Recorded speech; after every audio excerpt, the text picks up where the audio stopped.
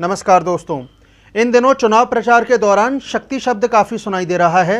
तो आइए जानते हैं कि प्रधानमंत्री नरेंद्र मोदी किस शक्ति शब्द के जरिए राहुल गांधी पर निशाना साध रहे हैं। इंडी अलायंस ने अपनी घोषणा पत्र जाहिर किया और उन्होंने कहा है कि उनकी लड़ाई शक्ति के खिलाफ है। मेरे लिए हर मां शक्ति का रूप है, हर बेटी शक्ति का रूप है।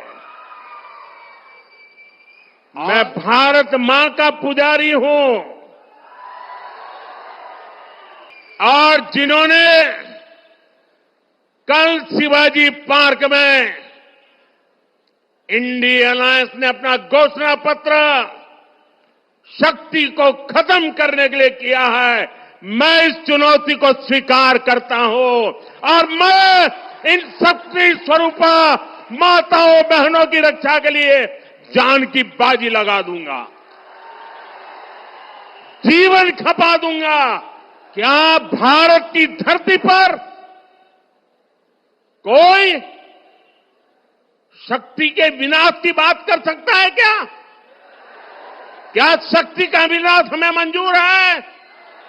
हम सब शक्ति की आराधना करते हैं कि नहीं करते हैं? पूरा हिंदुस्तान शक्ति की आराधना करता है कि नहीं करता है? अरे हमने तो चंद्रयान की सफलता को भी किसको समर्पित किया? चंद्रयान की सफलता को भी, जहां चंद्रयान ने लैंड किया, हमने उस सफलता को भी शिव शक्ति नाम देकर के शिव शक्ति को समर्पित किया है। और ये लोग शक्ति के विनाश का बिगुल फूंक रहे हैं। माताएं बहनें, शक्ति स्वरूपा आप है। क्या ऐसे लोगों को शक्ति का विनाश करने के मौका देंगे क्या? मौका देंगे क्या? शक्ति का विनाश करने वालों का विनाश होना चाहिए कि नहीं होना चाहिए? शक्ति स्वरूपा माताओं की रक्षा होनी चाहिए कि नहीं होनी चाहिए? शक्ति के संस्कार की रक्षा होनी चाहिए कि नहीं होनी चाहिए? और इसलिए लड़ाई, एक तरफ शक्ति के विनाश करने वाले लोग हैं, दूसरी तरफ शक्ति की पूजा करने वाले लोग हैं। अब सवाल यहां पर यह है कि राहुल गांधी ने क्या उस शक्ति को मिटाने की बात कही है जिसका जिक्र खुद प्रधानमंत्री कर रहे हैं। हिंदुस्तान के युवाओं को यह बात समझनी होगी। कोई और कहता है ये सब लोग एक व्यक्ति के खिलाफ लड़ रहे हैं, नरेंद्र मोदी के खिलाफ लड़ रहे हैं। नहीं, हम एक व्यक्ति के खिलाफ भी नहीं लड़ रहे हैं, ना हम बीजेपी के खिलाफ लड़ रहे हैं, ना हम एक व्यक्ति के खिलाफ लड़ रहे हैं। एक व्यक्ति को चेहरा बनाकर ऊपर डाल रखा है।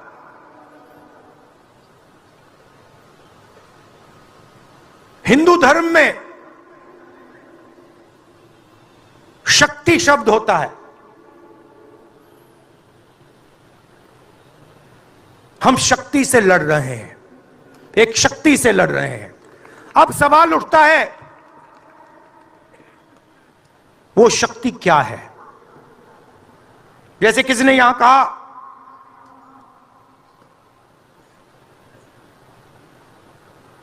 राजा की आत्मा ईवीएम में है। सही है, सही है। राजा की आत्मा ईवीएम में है।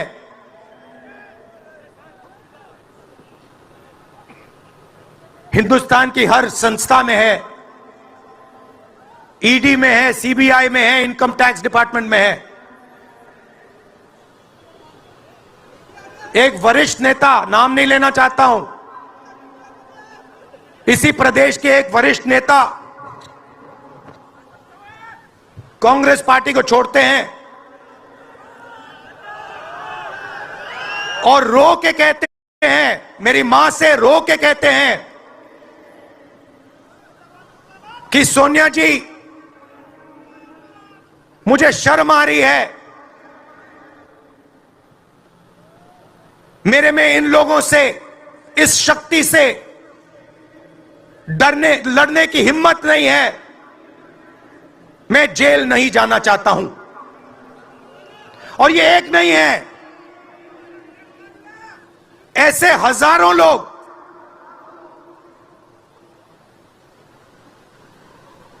डराए गए हैं। क्या आप सोचते हो शिवसेना के लोग, एनसी के लोग ऐसे ही चले गए? नहीं, जिस शक्ति की मैं बात कर रहा हूं, उन्होंने उनका गला पकड़कर उनको बीजेपी की ओर किया है और वो सब डर के गए हैं। आप देख रहे हैं ना कि कैसे लोगों के दिमाग से खेला जाता है।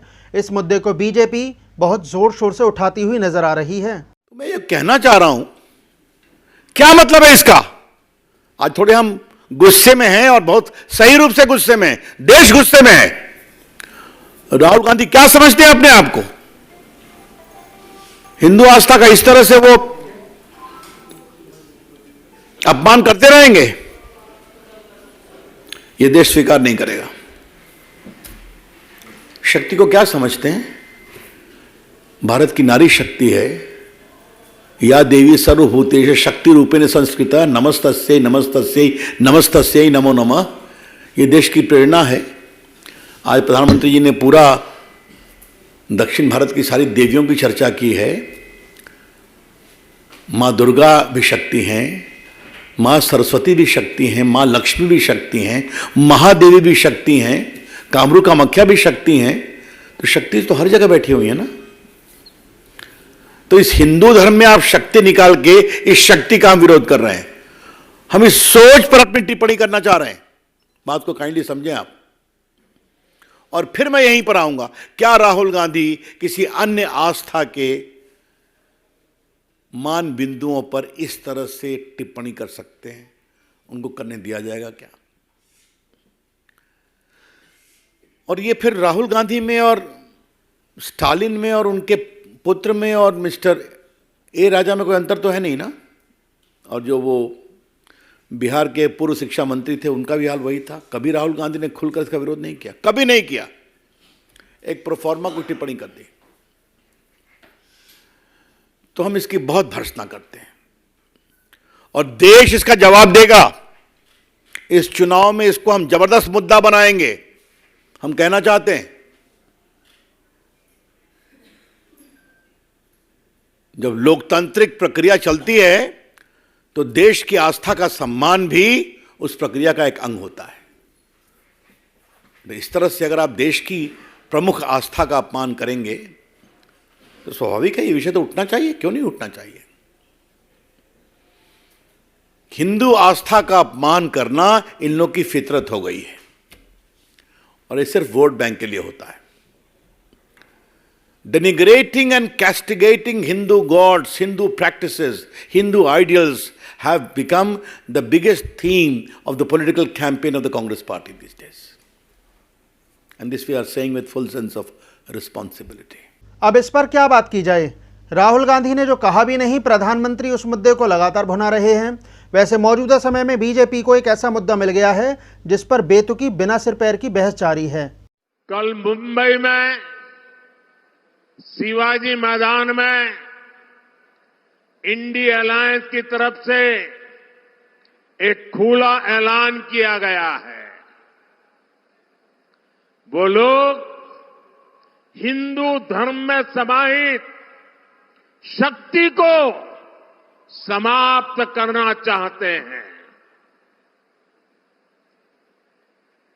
हिंदू शक्ति को समाप्त करने का उन्होंने बीड़ा उठाया है। हिंदू समाज जिसे शक्ति मानता है, उस शक्ति के विनाश का उन्होंने ऐलान कर दिया है, अगर शक्ति के विनाश का उनका ऐलान है तो शक्ति की उपासना का हमारा भी ऐलान है। मैं जब सार्वजनिक जीवन में आया, जब मैंने अपने समय का पल पल और शरीर का कण कण लोगों की सेवा के लिए समर्पित करने का संकल्प लिया, तो मुझे इसी शक्ति ने ऊर्जा दी। आज भी मैं शक्ति की उपासना करता हूं। देश के कोटि कोटि लोग हिंदू धर्म की शक्ति के उपासक हैं।